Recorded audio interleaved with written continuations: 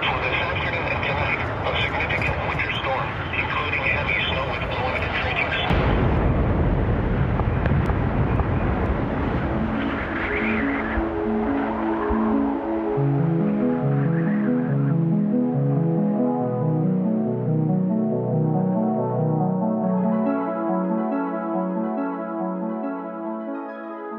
Hello and welcome to the Snow Brains podcast, where it's my job to interview the most intelligent people in the snow sports industry and pass their fascinating knowledge on to you, our listeners.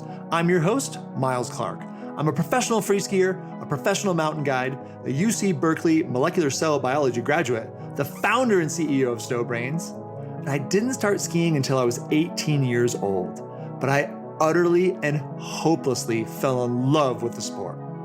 I've committed my life to skiing, and I can't imagine where I'd be without it. Today's episode of the Snow Brains podcast is brought to you by Hakuba Valley, Japan. Just under 3 hours from downtown Tokyo, at the base of the northern Japanese Alps, sits Hakuba Valley, Japan's largest snow resort.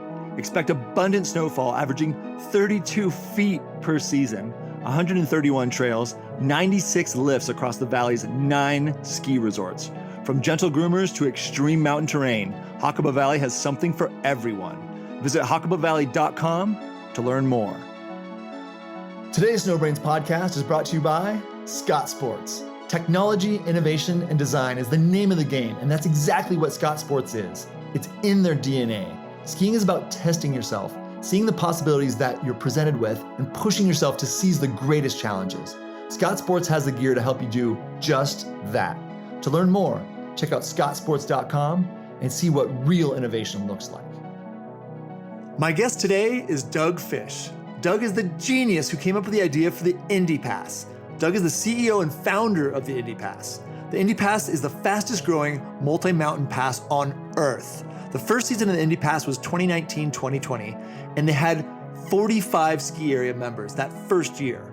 This is their third season, and now they have over 80 ski area partners, mostly in North America, with 28 states represented, 2 Canadian provinces, and even 4 ski areas in Japan. The Indy Pass only costs $300, and you get to ski 2 days at each resort. The Indy Pass saw 9,000 skier visits its first year. The Indy Pass saw 96,000 skier visits its second year. This year, they're forecasting 300 to 400,000 skier visits. We're talking about the pass growing 3,000 to 4,000% in only 3 seasons, and who knows where it'll go from there.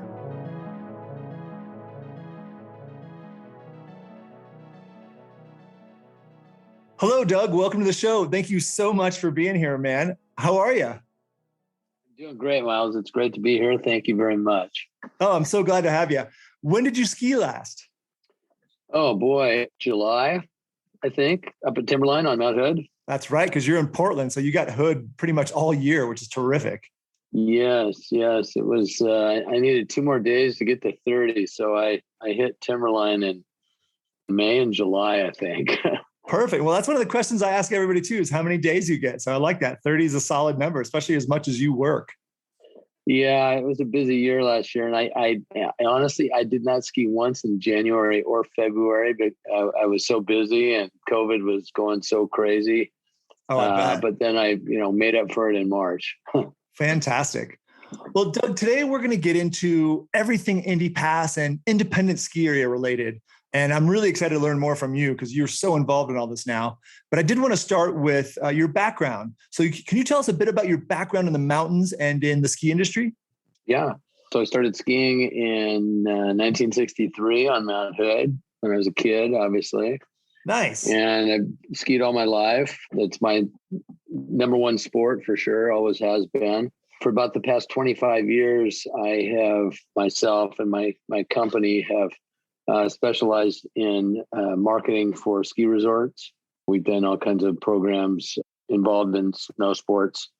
We also produce a Get Stoked festival in Portland called Snowvana. It actually happened last weekend. Oh, that's right. How'd it go? It went great. It was at the Oregon Convention Center. Nice. Congrats, man.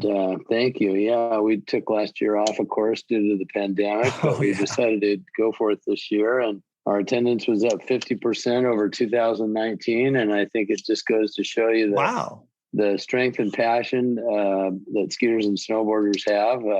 They'll come out in anything, I think, as long as it has something to do with their favorite sport.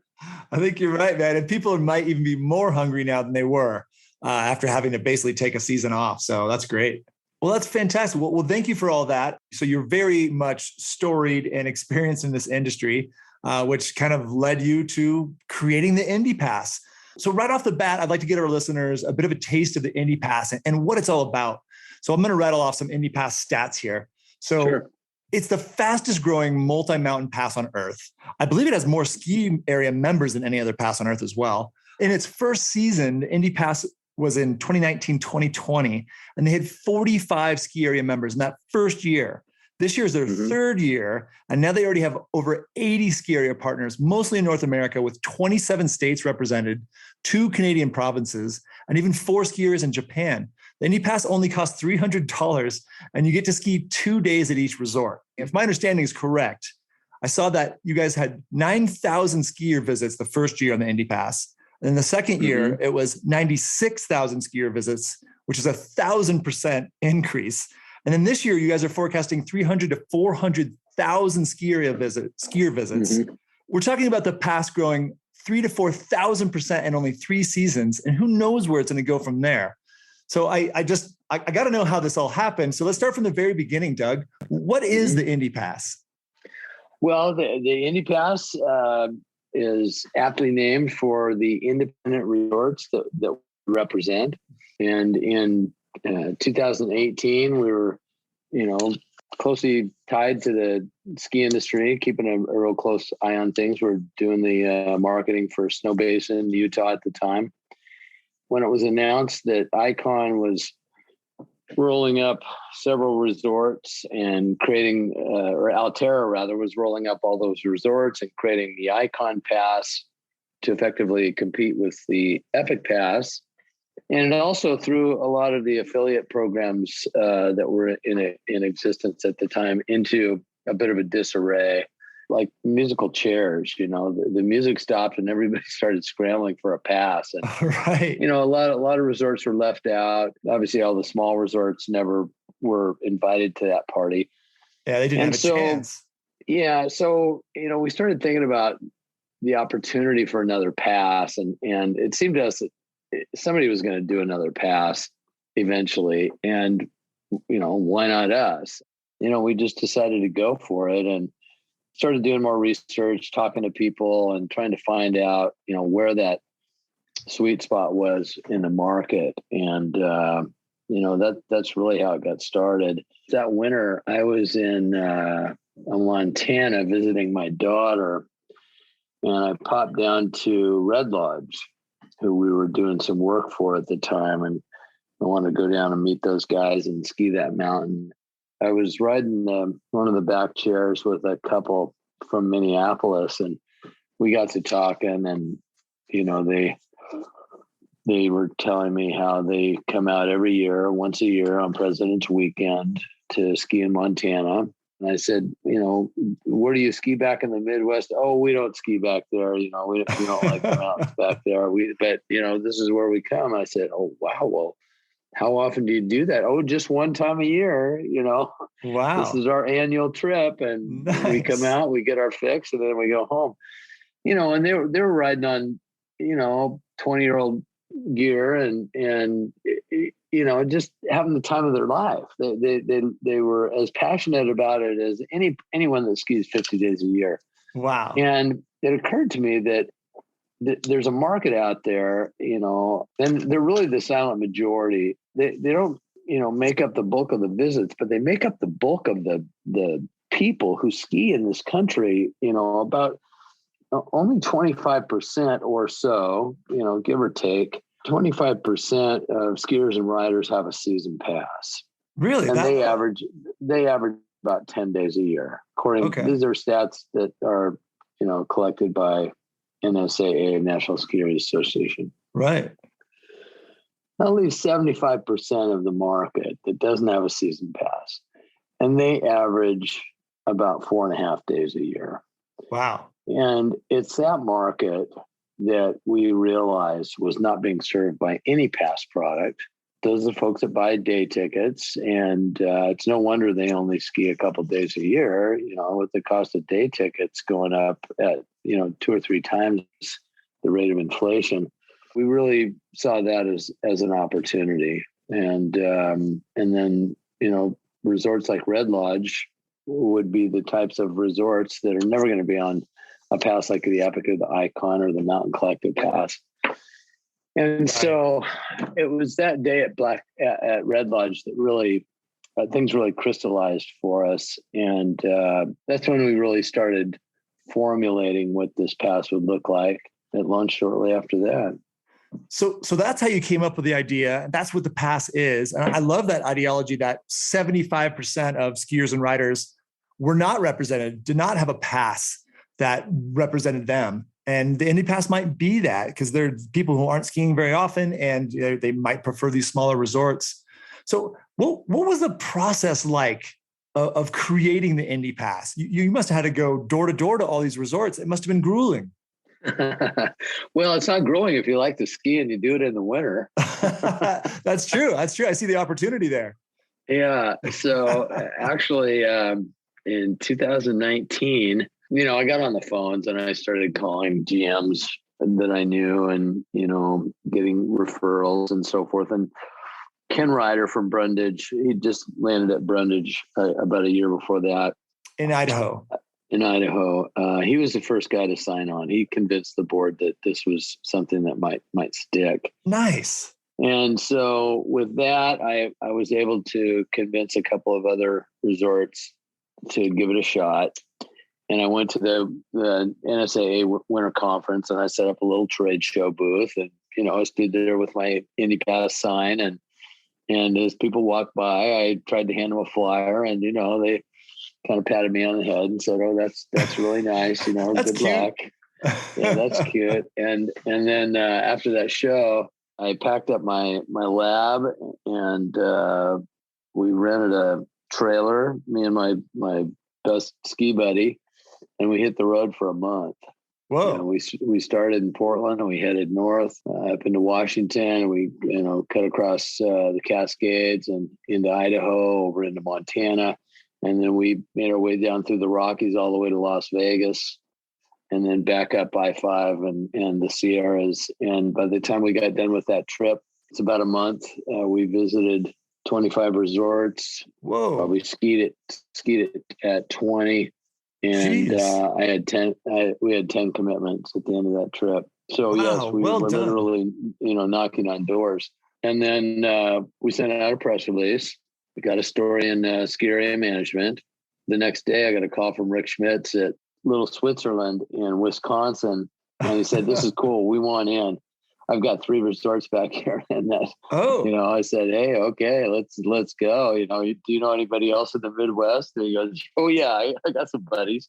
And it just kind of went like that. And then, about a week later, I started calling people in the East, and Ralph Delorier answered the phone at Bolton Valley, right? Nice. The founder. And, I chatted with Ralph for a while, and he goes, "Yeah, that sounds pretty cool.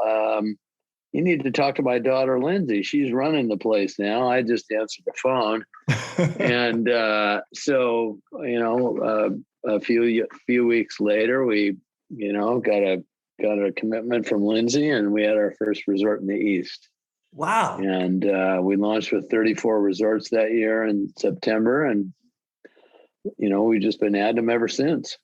Yeah, it's spectacular, the rate that you've been adding them, going from that 34 all the way up to 80 now, and even having a few resorts in Japan. It's nuts. Mm-hmm. One thing I am curious about, how did you come up with the pricing for the Indy Pass? I think the first year it was only $200, and now it's only $400 or $300. Is that right? We came up with the price before we came up with anything else. We looked at the market. We know what season passes sell for. We know what, Epic and Icon were selling for, Mountain Collective. And we know what a casual skier pays for a daily lift ticket at a medium-sized resort.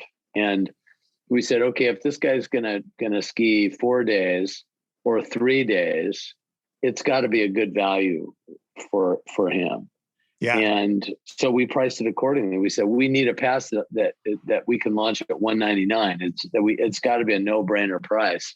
And so we priced it at $199, and then we formulated the structure of the payout and everything else so that $199 would work.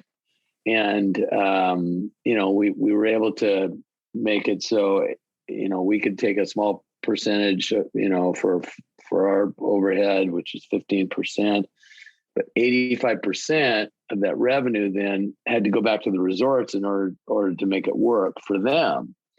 Right. And still be at $199. That's how we came up with it. We just said, well, $199 sounds like a great price. Let's try and make it work for that. And that's what we did.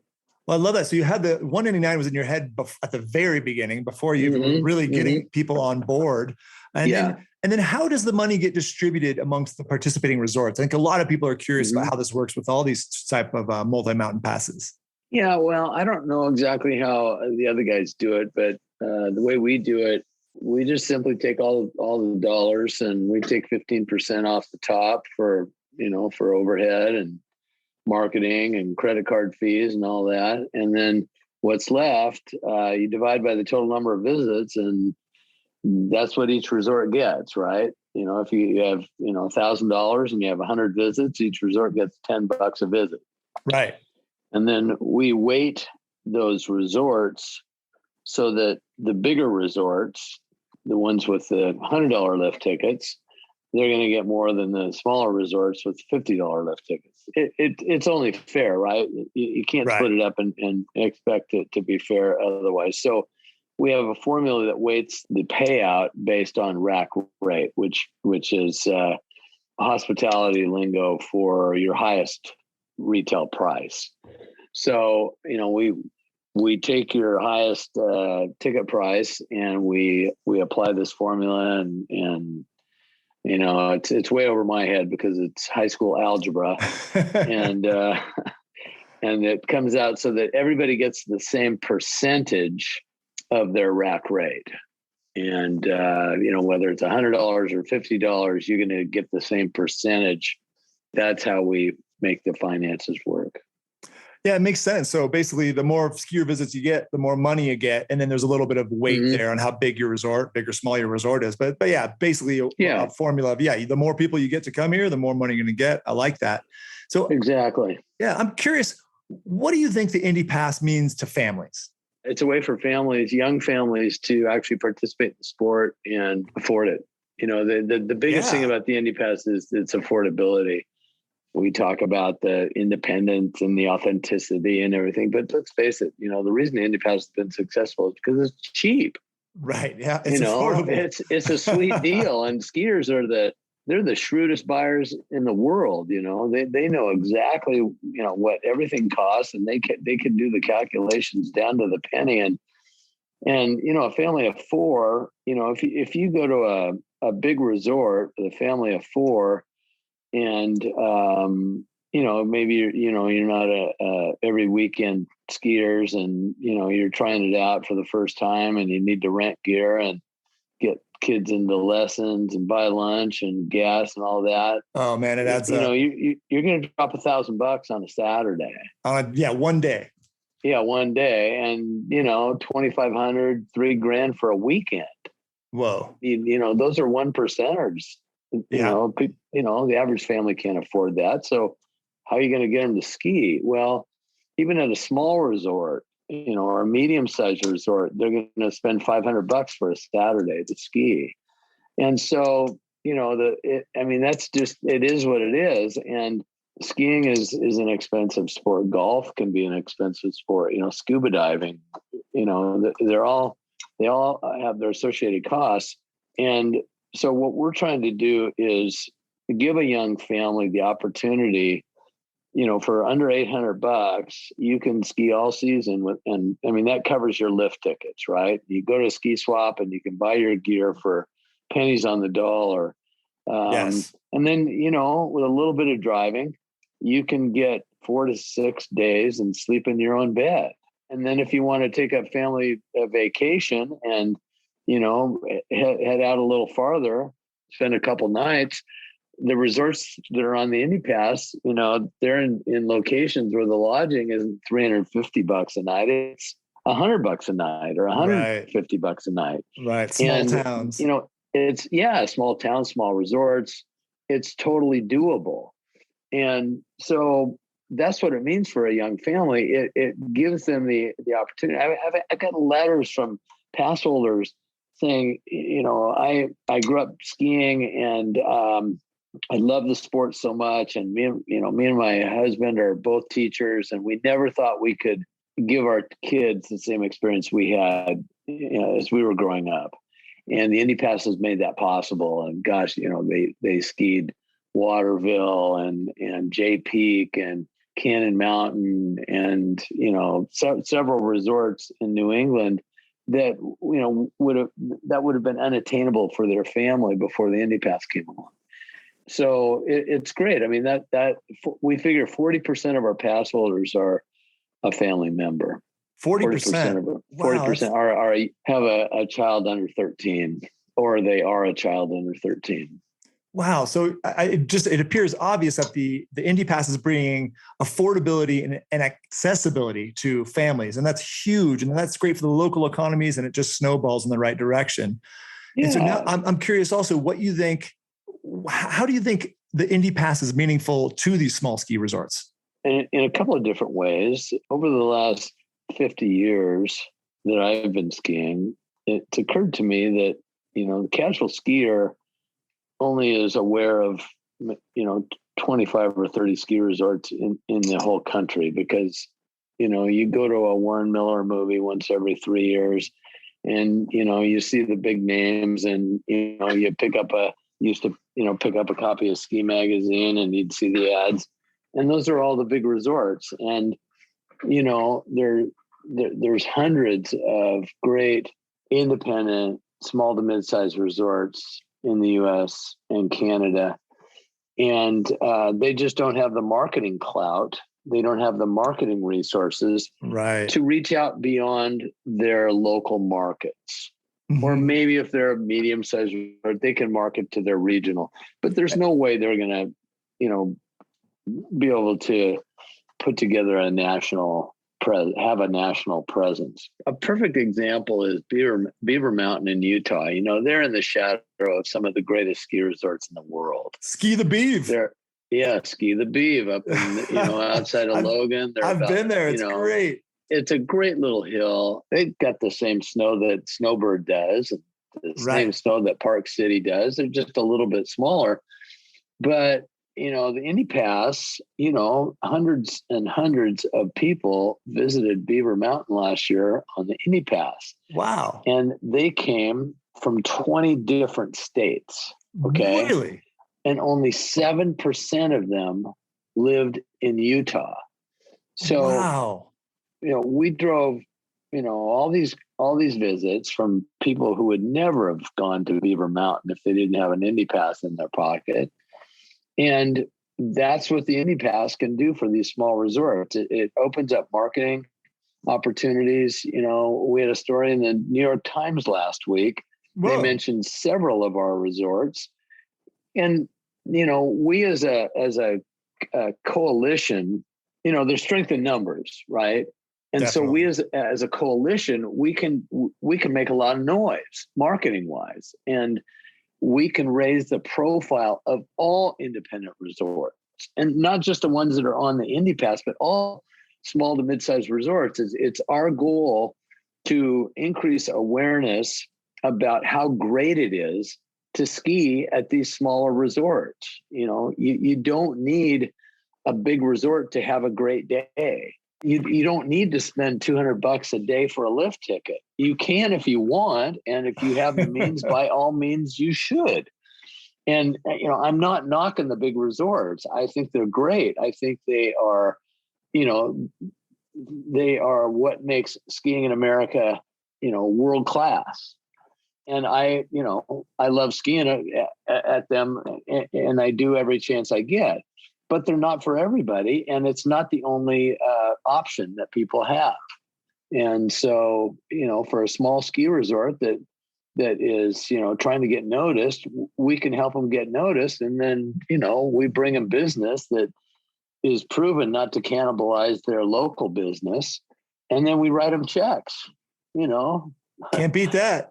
No, it's a good thing, checks.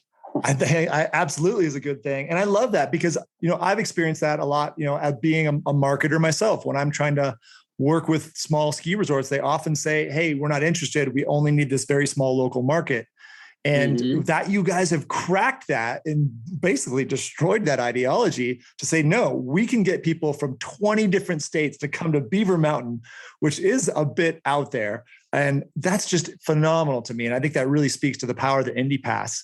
So Doug, why has the Indy Pass been so successful, having, 1,000% increase in skier visits over 1 year, and now potentially going to go between the first and third year, have 3,000 to 4,000%. Why do you think it's been so successful? Well, the price, like I said, bottom line, it's the best deal in snow sports.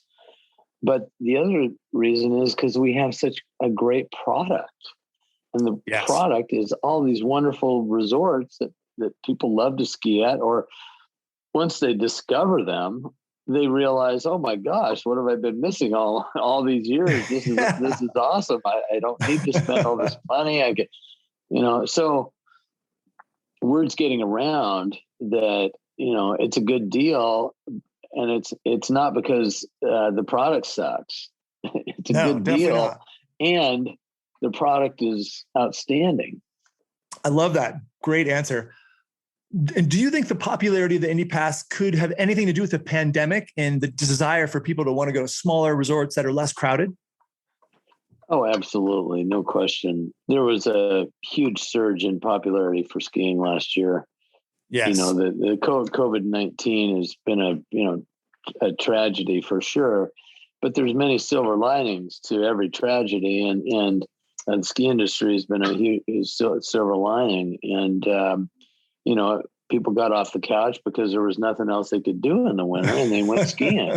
They dusted off the equipment, and they thought, well, hey, there's a resort up the road. Let's go to that one. And, some of them found the Indy Pass. But, I'd say 50 to 75% of the resorts on the Indy Pass had all-time visitation records last year. Really? Wow. Yeah. And it's because, people just wanted to get out, and they didn't want to go to a big resort where, they felt it was going to be more crowded, certainly more expensive.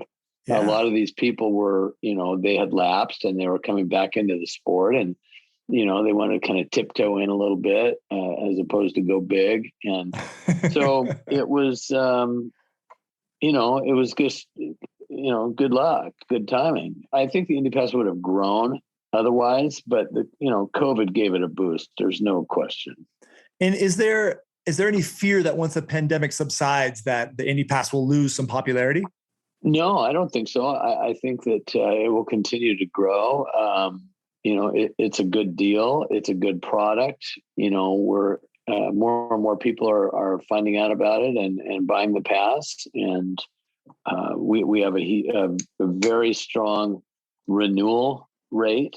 Our renewal rate that's huge. Is very strong. What I think is going to happen is, and this isn't just the Indy Pass, but obviously the Epic has had, phenomenal success.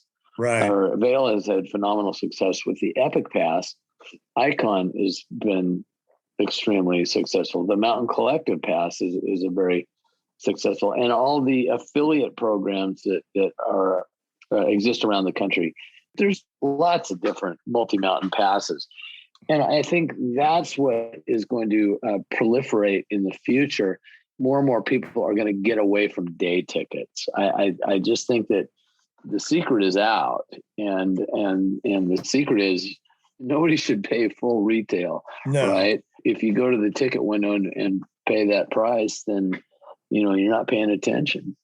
Well, it's become like airline flights now, right? So if you buy your airline flight the day of, it's going to be very expensive. But if you think ahead of time and buy that flight quite a ways ahead of time, you're going to get a much better deal. And skiing, if at least in North America, has very much become congruent with that. If you don't plan ahead, you're going to get smoked. But if you do plan ahead, it can work, especially with the Indy Pass. And Indy Pass is growing. Obviously, you started with 34, now up to 80 resorts. How many resorts do you think you'll expand to next season? It's hard to say. We're maxing out some areas of the country, where we've hit our level of density that we can't go beyond. Okay. And there are areas of the country where we'd love to expand into, the Southwest, Colorado, Lake Tahoe, Eastern Canada, and we certainly have feelers out to all the independent resorts in those regions. And we hope that a few of them will come on board, but until we, actually get there, it's hard to say how many will. Yeah. And what do you think would have been the challenges with getting places like Colorado and Lake Tahoe on board? One, they're very popular. There's a handful of independent resorts left in both Colorado and Lake Tahoe, and they're all just killing it. They're doing gangbusters business. They don't need, we're a marketing program, right? And we're a discount program. So one, they don't need any marketing right now. They've got all the business they can handle, and they definitely don't need to discount their product. So, that's part of it. The other thing that I think makes it hard for them to justify the Indy Pass is that, you take a single resort in Colorado, like a Loveland or a Monarch, they're surrounded by some of the greatest resorts in the world. Yes. And if you live in Denver, nobody who lives in Denver buys a day ticket, right? Day tickets are for tourists. And so, it's hard to justify buying a day ticket at Loveland when you can buy an Epic Pass for $600 or $700 and, ski all these incredible resorts, right? Right. Yeah. So what Loveland and Monarch and Cooper and some of the other independent resorts in Colorado have done is they've formed a coalition of their own. And if you buy a season pass from one of those resorts, and you get 2 or 3 days at those other independent resorts. And that's how they compete with Epic and Icon. And, it's a great strategy. I think that they're all thriving. And as they should. It's, there's more skiers in Colorado, than any other state per capita or otherwise, I think. Wow. So they don't want to upset the apple cart, by, throwing in an Indy Pass.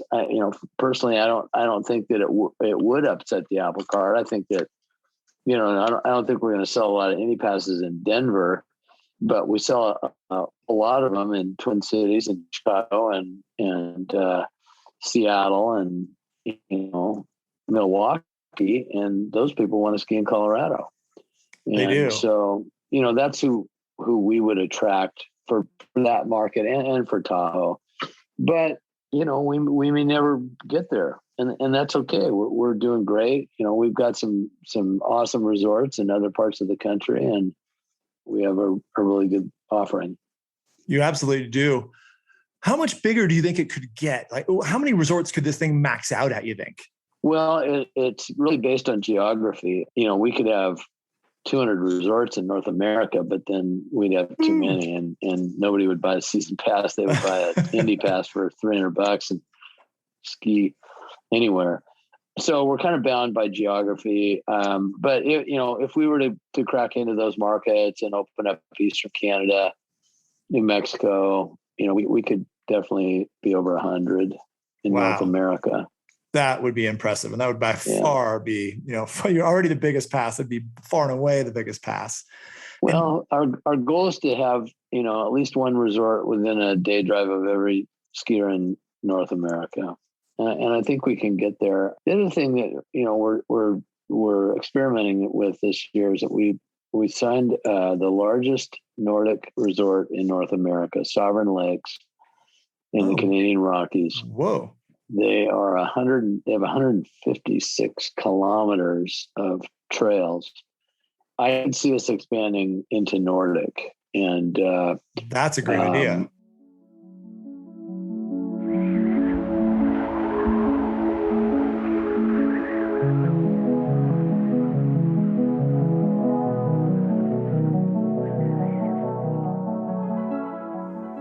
Today's episode of the Snowbrains podcast is brought to you by Hakuba Valley, Japan. Discover Japan's largest snow resort with the Hakuba Valley Day Pass. Get access to 9 ski resorts and the Valley Shuttle for under $60 a day. Or show your Epic or Epic Australia Pass to claim 5 complimentary and consecutive days to Hakuba Valley with no blackout dates. Explore untracked powder and world-class terrain at Hakuba Valley, Japan. Today's Snowbrains podcast is brought to you by Scott Sports. Skip the lift lines this year and get into the backcountry.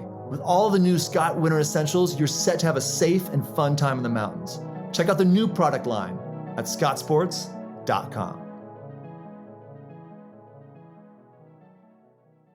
You've expanded into Japan this year with 4 ski resorts in Japan. And so I'm curious, do you guys have any ideas about partnering with small ski areas in Europe or potentially the Southern Hemisphere? Yeah, there's been talk of that for sure. Unfortunately, I don't think that U.S. skiers are going to get to take advantage of the Japanese market.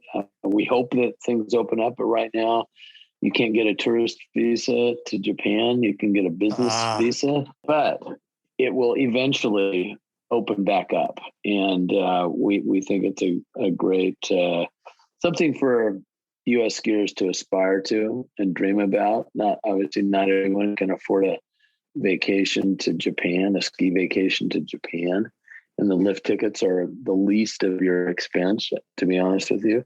But it's kind of cool. We've actually sold a few passes in the Southeast, Southeast Asia, and as a result, and so it's got us thinking international, but there's a lot of work to do in that regard. And the European market, the Southern Hemisphere, they're very different than the U.S. market.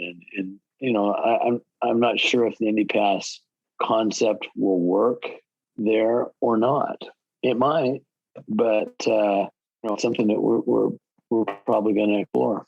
Well, that's terrific. Yeah, I'm definitely curious to see how that part of it goes, Southern Hemisphere and Europe.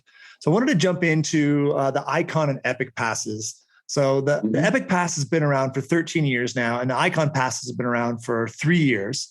And they've both created huge and potentially irreversible changes to the ski industry. And so I'm curious about the blunt question: are Icon and Epic passes hurting small ski resorts? And if so, how? Well, no, I don't think they are. I think that the Epic and the Icon passes have been really good for skiing. I think that, like the Indy Pass, they have made skiing more affordable, not less affordable. Right. And, they may not appeal to the person who skis 3 days a year, and that's fine. Therefore, they're a season pass product that is intended for someone that skis at least 8 days a year. And if you spend that much time on snow, then it's just a great product, especially if you live in some of their hub markets like Colorado or Northern California. It's just an incredible value. Have they hurt small ski areas? No, I don't think the passes have hurt small ski areas at all. I think that Epic's or Vail and Altera's sophisticated management strategies and their marketing execution has left a lot of small ski resorts in the dust. And I think that their ability to capitalize their resorts with lifts and snowmaking and lodges has left some small resorts in the dust. But if a small resort is well managed and well run and well marketed, it's a very profitable business. Some are more profitable than others due to their location and proximity to population centers. I think and I, believe this with any business, the rising tide lifts all the ships, the big ones, the small ones. And the more people we can get excited about skiing, the more people will find their way to these small resorts. I was just going to mention that as well. Maybe the Icon and Epic Pass with their sophistication is going to actually force smaller resorts to become more sophisticated themselves. And so maybe, the tide is going to lift all of them. And I hope that's true. What do you think is the future of the Epic and Icon passes?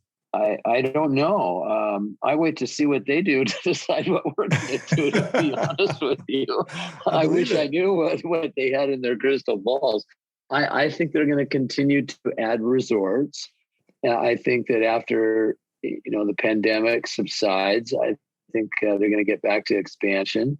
The rumors I've heard are that Vail is going to divest themselves of their smaller resorts that were acquired in the Peak acquisition 4 or 5 years ago. Interesting. And concentrate on the bigger resorts. That's just my opinion. But again, they know what they're doing. They're very good at what they do, and I'm sure that the next moves that they make will be well calculated and will be the right ones. In the movie, when we'll get to the movie here in a little bit, In Pursuit of Soul, that TGR, Teton Gravity Research, basically made about the Indy Pass and about the independent resorts in North America. There's an older gentleman there who says in 1969, there was over 1,000 ski areas in the USA, and now there's less than 400. So I'm curious what you think. Will there ever be a time when small ski resorts start popping up again, like they did in the 1960s, or are those days gone? Well, those days are gone. And every year too, every year we lose a couple, and lately we've been gaining a couple. There are we the Antelope Butte on the Indy Pass in Wyoming was shuttered for 8 years before it was resurrected. The community got together, and now it's a nonprofit ski hill. I love that. Serves their local community. It's a great little mountain.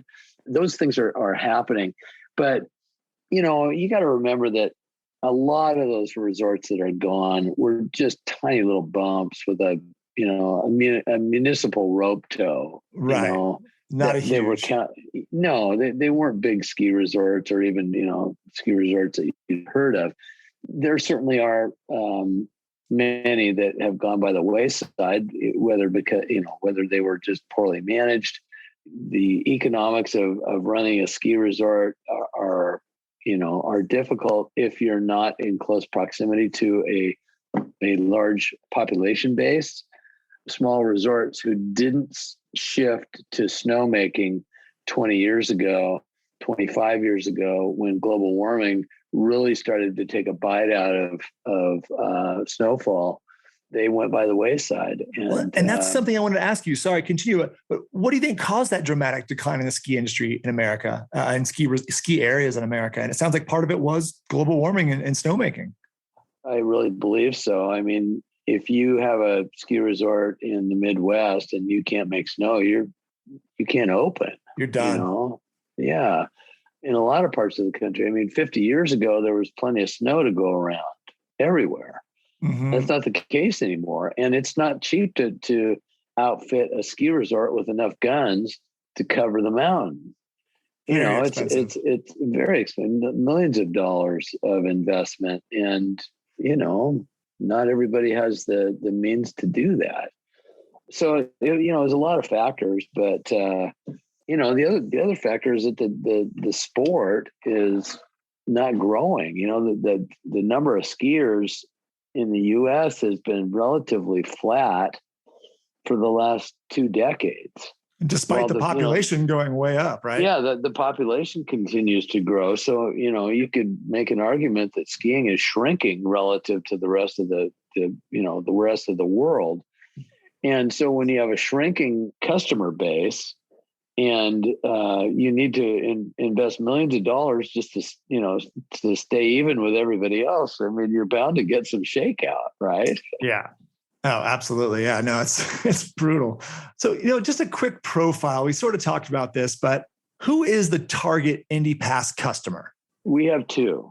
It started out as the casual 3 to 5 days a year person. You know, our pitch was, hey, you skied 2 days a year last year, buy an Indy Pass and ski 4.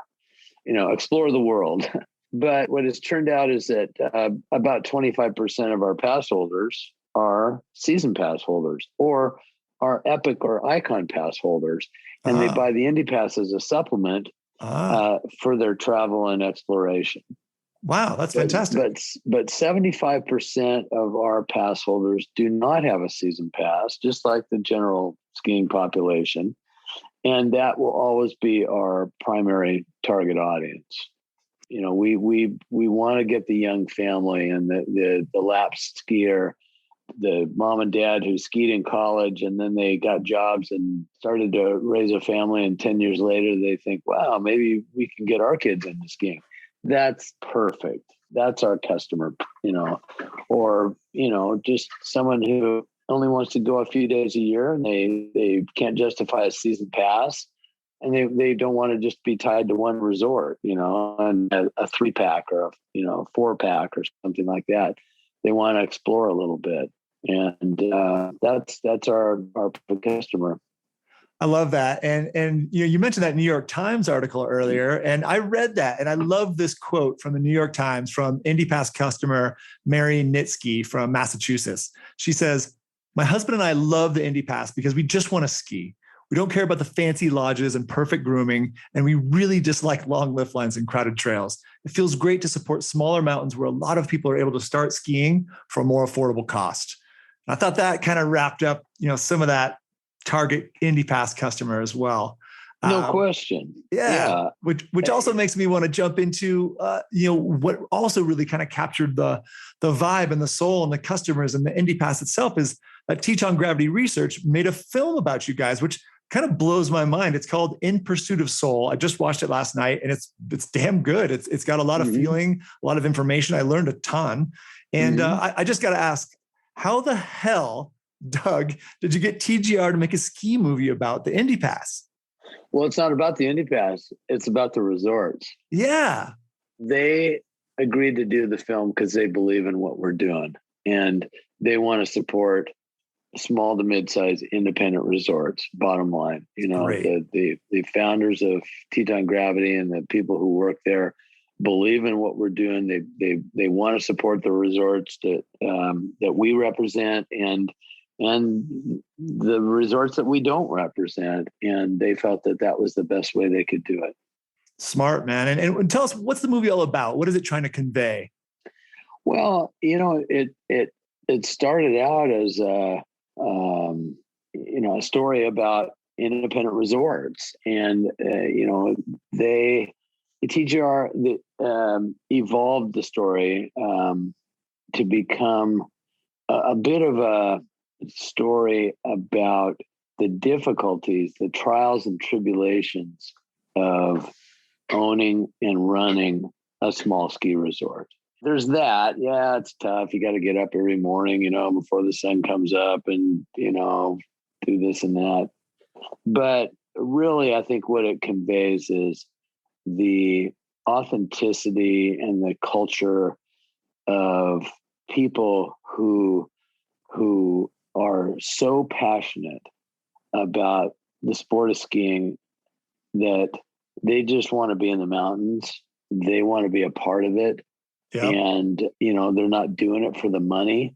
They're doing it for the love of snow. And that's what really comes across in that film. I mean, when I saw the rough cut, it brought a tear to my eye. I'm not kidding you. And I just think they captured the essence of what these resorts do every day to put on, to give people a great experience. TGR did a wonderful job of shining a light on what goes on behind the scenes at resorts like this. I agree. They really pulled back the curtain on what how these little resorts work and the blood, sweat, and tears that goes into it. And again, for the love that these people have, that they're so passionate about this. And you see that across the whole ski industry. People are so into it. It means so much to them. And I don't think it can mean more to anybody than these small resorts. So it's really cool. If you haven't seen it yet, it's called In Pursuit of Soul by TGR. You can watch it online for free. Just look it up. One interesting question that people have been asking me, and I'd like to hear your opinion on, is the Indy Pass making these small ski areas busier maybe? There's no secret that big resorts like Squaw, Palisades, Tahoe, Jackson Hole, Snowbird have been quite busy, incredibly busy the last few years. Are Indy Pass resorts now seeing bigger crowds, or is it staying mellow? Well, they are seeing more crowds because there are more people skiing, but it's kind of a misconception about the Indy Pass that a lot of resorts have that we talk to who are not on the pass. They're worried that our pass holders are going to overrun the resort because they've heard stories about Epic and Icon. They've both had growing pains. Stories about a mountain joining one of those passes, and all of a sudden the lift lines double from what they were. Right. And that happens because those are unlimited passes. Yep. And they're starting to ratchet back on some of the access, and they've got the local pass and the premium pass and all that. But for the most part, that's like a season pass at 25 or 30 or 40 resorts. The Indy Pass, you only get 2 days. Yeah. And, if it was an unlimited pass, you could easily ski 50, 60, 70 days a season, right? You just, park at your resort and you go up every day and you ski. But in order to get 50 days on the Indy Pass, you better be prepared to travel, 10 or 15,000 miles.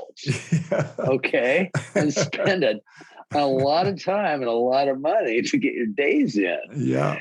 It's just not possible. I mean, the most days on the Indy Pass last year was 31 days.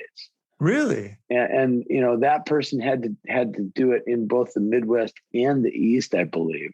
They had to cross over into 2 regions to do that. Yeah. Geez. And so, I heard a couple of reports last year that Indy Pass visits approached 10% of a resort's daily volume of day tickets. Okay. And day tickets usually account for about 50% of any given resort's volume. Well, if we're 10% of the day ticket volume, that means we're 5% of the total volume, and nobody's going to get overwhelmed by 5 or 10, even 10% increase. Well, and you can argue these small resorts probably need that 5%. Yeah, they've got the capacity. They're more than happy to welcome those extra people. I mean, obviously everybody's maxed out on President's Weekend and the week after Christmas, but the rest of the season, everybody's got most of the resorts on our pass have capacity. I won't say all because there are some pinch points, but they welcome that extra 2% or 1% or whatever the number is. And do you think, are there some Indy Pass resorts that have been struggling and maybe the Indy Pass is a bit of a lifeline for them? I don't think we can make that much of an impact, but it doesn't help. It doesn't hurt, if they get a check for 30 or 40 or 50K, in the springtime, it definitely goes to some good use. That's for sure. And the people that show up, a lot of them are on vacation or they're traveling, and they'll buy a souvenir. They'll spend a night in the hotel in town or at the resort, or they'll spend some money in the bar. It all adds up. That's all revenue, and those are skier visits that they probably would never have seen. That's great. Well, I'm so glad that it's helping those resorts. And again, it sounds like it's not going to overwhelm anybody. No, it's free. It's free money. It really is. It's free money, and the marketing is a bonus. And you don't have to market it. Yeah, that's huge. That is absolutely huge. So I'd love to jump into some statistics that you may or may not know, because these might be a little bit obscure. Yeah. So what's the biggest resort on the pass as far as acres go? Oh, without question, it's Powder Mountain in Utah. They're the largest resort by acreage in North America. That's right. I think they're 8,000 plus acres, right? 8,400 and change. Unbelievable. And what's the smallest resort on the pass? Probably one of our resorts in Wisconsin. I'm going to say maybe the Rock Snow Park in Wisconsin, or maybe one of our partners in Iowa. I mean, those guys are fairly small, physically, right? But they're big for their communities. Which regions have the most ski areas on the Indy Pass? We have our regions broken down we have 5 regions now, the West, the Rockies, the Midwest, Northeast, and Mid-Atlantic. I think that the Midwest and the Northeast are about equal at around 20. Okay. And then, the Rockies, probably, I don't know the numbers off the top of my head. I have another odd question. I read something random. It didn't make a lot of sense about how you can get an Indy Pass for life. Is that a thing? Oh, I think I mentioned it on another podcast once, that if anyone could ever ski all 80 resorts in 1 year, I'd give them an Indy Pass for life. I love that. I think that's a good challenge for our listeners. Yeah, well, good luck. Yeah, I mean, because what would that be? About 100,000 miles on your car. Well, now that we're in Japan, you'd have to do some serious driving. Well, yeah, because Japan might make it a no-go, but maybe if the offer still stands next year, although next year you guys might have even more resorts. But the most number of resorts visited last year was 17. It's grueling, and I've done it. I've gone out on the road for a month, and it's you have to be, you've got to be dedicated to. You got to be focused. That work, yeah. Yeah, well, I like it. You're the original Indy Pass road warrior. I love it. Yeah, well, there's people that get more days and more road trips than I do, but I get to write mine off. Hey, so do I. I love that. That's our big secret. That is very, very helpful. All the gas money too. Oh my gosh. Well, I have an interesting question here. I'm just curious to hear your response, and I'm going to ramble here for a minute. So, I have a question about Crystal Mountain, Washington. You might be familiar with this situation, but I'm going to kind of fill our listeners in. So I'd love to hear your opinion on what happened at Crystal in 2018. So Crystal Mountain is owned by Boyne Resorts, and it was run by John Kirscher, and whose family owns Boyne. So he's part of that family. And Boyne owns 9 major ski resorts, including Big Sky, Sunday River, Brighton, more. And so John bought Crystal Mountain from his family in 2017, making it an independent ski area, which I think was really exciting for that area. And the goal was to keep it forever and mold it into a family business. And only 1 year later, John sold Crystal Mountain to Alterra, the company that owns and created the Icon Pass. And John said he got freaked out when Vail bought Stevens Pass nearby and put it on the Epic Pass. Everything's on the Epic Pass. And here's a quote from John that I thought was really interesting. So John said this: "My plan was to own this mountain long-term to the end of my career and keep it as a family business. But that changed with Vail getting involved with Stevens Pass. The Epic and Icon Passes have become much more of a factor in the business than I ever imagined. The companies that offer these multi-resort offerings are at a major advantage." So John Kirscher said that. So he basically was referring also to, he thinks that the Seattle area locals and destination travelers were going to pick Stevens over Crystal because Steven was on a collective pass. And he says, again, another quote: "If you own a large to mid-sized ski area that's not on a collective pass, that's a problem." And Indy Pass might have solved that problem a bit. So I'm curious to hear, what do you think about that whole situation? In hindsight, maybe he could have done just fine without being on the Icon Pass. It's hard to know without understanding how many visits they account for. I know from I remember an interview I heard, a podcast interview with the general manager at Taos in New Mexico, and I think he referenced that they accounted for about 10% of their visits. So interesting. That's not huge, and it's not enough to make or break you. And 2, those aren't going to be full price visits. You're not going to get reimbursed at your full rack rate for those visits. But I think that, Seattle is, that it is a very competitive market for sure. And, when Epic locked up Stevens Pass and Snoqualmie, that gave them, 2/3 of the Seattle market. So you could buy one pass and visit two mountains, or you could buy one pass and visit one mountain. And, John probably figured, wow, how am I going to win this battle? My response would be, well, you have the best mountain.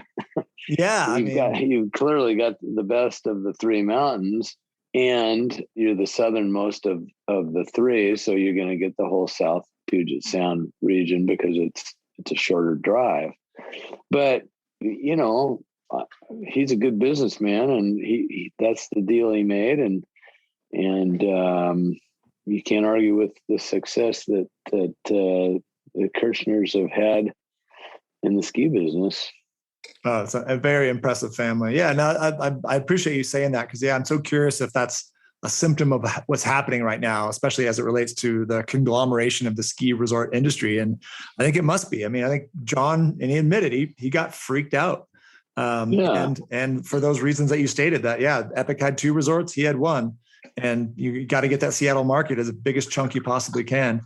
And Crystal's tough because you can't stay there, right? It's there's not really any lodging nearby. That's very, very close. So tricky situation. So thank you for your insight on that. One of the last things I wanted to talk about was just how you pulled off the Japanese ski areas. You got 4 Japanese ski areas into the Indy Pass this season. Can you tell us a little bit about those resorts and what it was like getting them on board? I spent 4 seasons in Japan, and I know how challenging it can be to do business over there due to cultural differences, and things just move slow out there business-wise. Well, I'd like to say I was just a brilliant international business mind, but I'm not. We were approached about a year ago by a couple of guys who have a guide service over there called Ski Japan Tours. Okay, and they are a couple of Americans who have lived there most of their lives, so they know the culture. They know that they speak the language fluently. They know all the ski resorts, and they take Americans skiing in northern Japan. So they really knew the territory and all the secret handshakes and everything. They contacted us and said, "Hey, we want to, we think Indy Pass could expand over here, and we'd like to work with you to develop the market." And so we allowed them to be our representatives in Japan and go out and pitch the Indy Pass concept to some resorts, and they were able to get 4 resorts to give it a try. Wow. Well, that could not have gone any better. And I'm looking at the website now. It's Luke Cummings and Brent Potter. And then you guys even have packages. So if people might be intimidated by traveling to Japan, which can very much be the case, it's an awfully different place. Only 2% of the people there speak and understand English. And so these guys basically will take you in and give you a catered trip. So that's great as well. Yes. They'll show you all the best sushi bars and put you up in all the best, lodging facilities, and then take you on all the best powder runs. It's a pretty good deal, and can't beat that. Their fees are very reasonable, and I think worth every penny. I was looking forward to doing it myself. I've got a trip planned there in February. I'm just crossing my fingers that we're going to be able to get into the country. Well, I hope it works out, because it's, like I said, I spent a lot of time out there, and it is just absolutely fantastic. Every little piece of it I love so much. Yeah. I'm as excited about the skiing as I am about the culture and the food, to be honest with you. Yeah. Well, and that might fit into my next question. So what's next? What's next for you in your life's journey, Doug?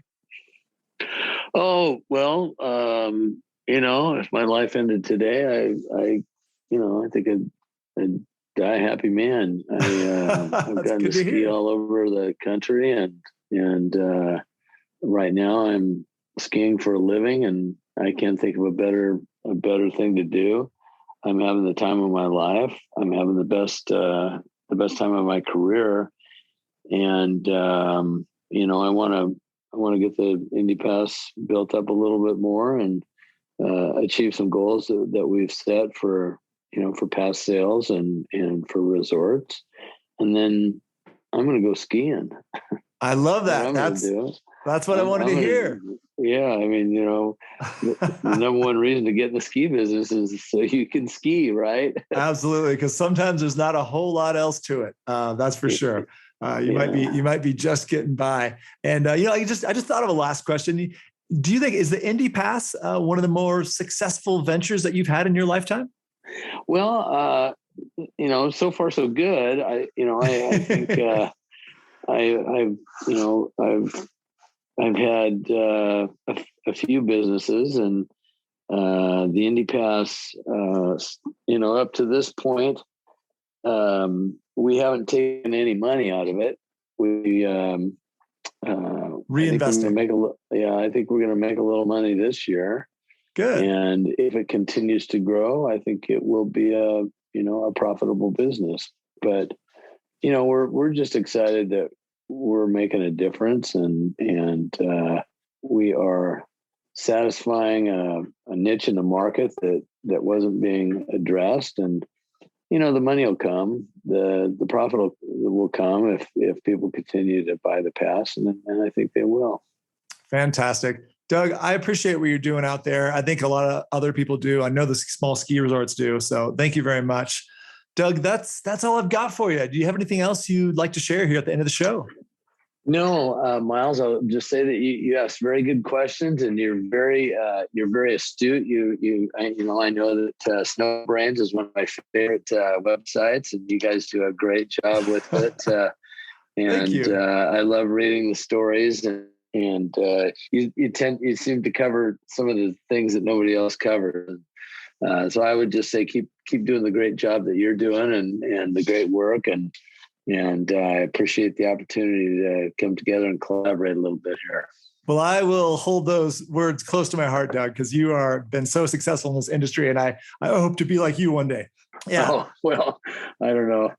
Be careful what you wish for. Well, hey, I mean, the end result hopefully is the same. We both get to ski a lot. Doug, it was really great talking to you. Thank you so much for being here. Have a great rest of your day, and I hope we run into each other and ski somewhere soon. I hope so too. Thanks, Miles.